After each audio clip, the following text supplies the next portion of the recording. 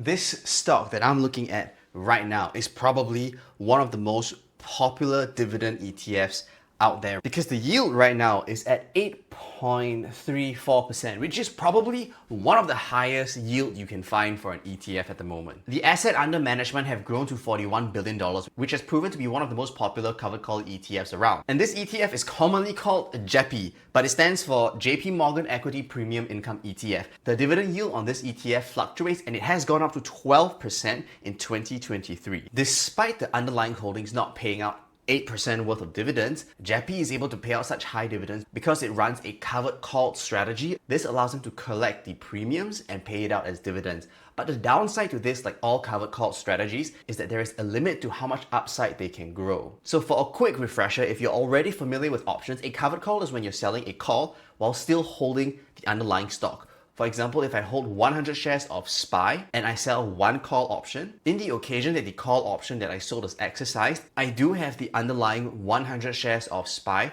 to give up. And in that sense, I am covered. But as an ETF, how has it been performing? Since its inception in 2020, it has risen to a high of $62 and has gone back as low as $51 and is currently sitting at $57. So in almost the past 5 years, it has only grown 10%, which is pretty low. If we divide it up, that's only 2% annually. But it makes up for it by having an average dividend yield of close to 9 to 10%.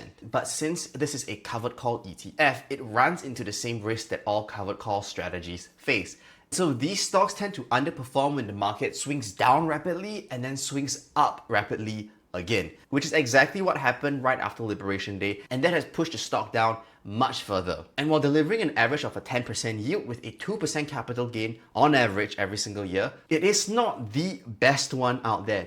There are other covered call ETFs that have done pretty well, and I will talk to you guys about them in the next video. Oh, and if you're wondering if I have purchased any of these, I want to be fully transparent with you guys. I am currently not holding onto any JEPI or covered call ETFs. And it's not because I think that they are horrible investments, but I think as a Singaporean, I don't want to pay that 30% tax in dividends, and I would much rather just take the risk and go for capital gains instead, because we don't have capital gains tax.